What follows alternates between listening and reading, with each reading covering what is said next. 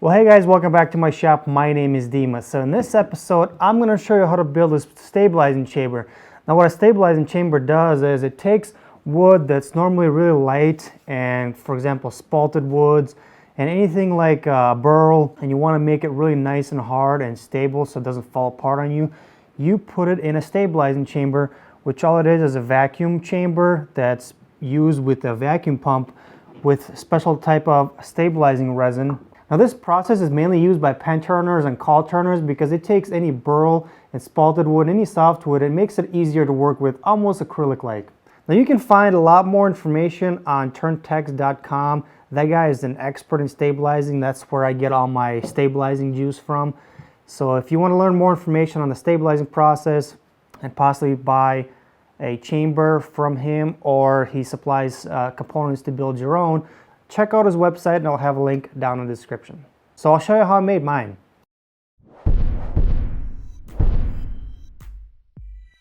For this you will need a 4-inch Schedule 40 clear PVC in the length that you want, 2 4-inch Schedule 40 caps with the flat top. The ones with a dome top won't work for this. A sink strainer rubber gasket, a flange spacer, brass barbed fitting with pipe thread, and a bleeder valve. You can also get a vacuum gauge, but that's not required. Mount the caps on my lathe to trim them down a bit. They are a little higher than I would like, and I like the low profile just a little bit better.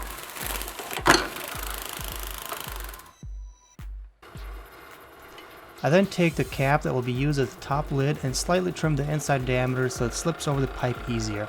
Don't do this for the one cap that will be at the bottom of the pipe, otherwise when you glue it on, it won't seal properly.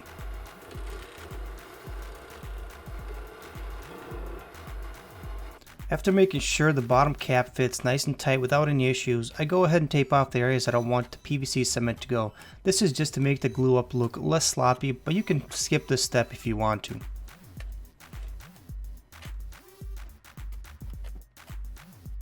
After cleaning the glue surfaces with alcohol, go ahead and apply the PVC cement on both the pipe and the cap to ensure I have good glue coverage. This is very important to avoid leaks in your vacuum.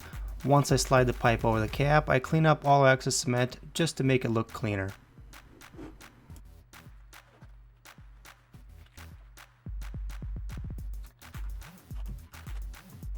While the PVC cement is still curing, I carefully flip the assembly over, clean the cap with alcohol, and again tape off the surface I don't want the PVC cement to go when I'm gluing the flange spacer that will be used as the mounting of the chamber to the bench.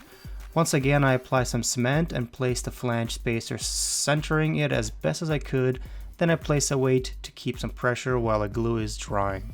As the PVC cement is curing, I mix some epoxy to mount the gasket to the lid. You want to make sure to clean both surfaces of the cap and the rubber gasket to ensure a proper and airtight seal adhesion to the rubber gasket. Otherwise you will have leaks and will have to glue it again.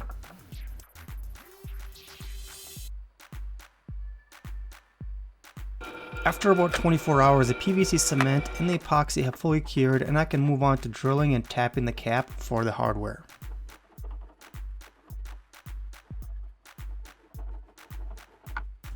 Then using some type of a pipe sealant, I install all the fittings, making sure they are nice and tight.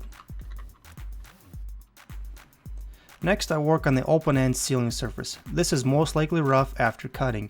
I use 220 grit sandpaper and move up to 600 grit to get a smooth sealing surface for the rubber gasket. Just make sure to get rid of any deep scratches and gouges.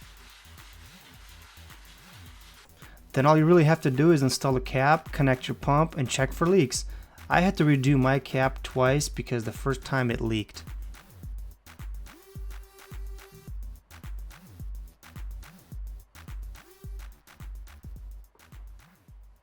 So the reason why I wanted to build a stabilizing chamber for myself is because I had a few mallet heads that were really light and soft, and I was really worried that they weren't going to last. So I wanted to stabilize them so that way they're really dense and heavy. So what I have here is two exact same blanks from the exact same piece of wood. This one's not stabilized, this one is stabilized. The one that's stabilized weighs about twice as much as the one that's unstabilized.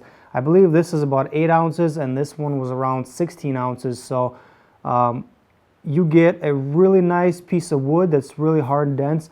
And actually using this as a mallet head, the grain does not crush as fast, so this smell would last very long. Well, I appreciate you guys watching. I hope you learned something new. So if you enjoyed the video, please let me know by giving me a thumbs up. Comment down below if you got any additional questions, which I assume a lot of people are going to. You can do so down in the comments area. And if you're not yet a subscriber, I highly recommend you hit that subscribe button so you can get future notifications of any new videos that I release. Well, have fun in the shop, but be safe doing it. See you guys next time.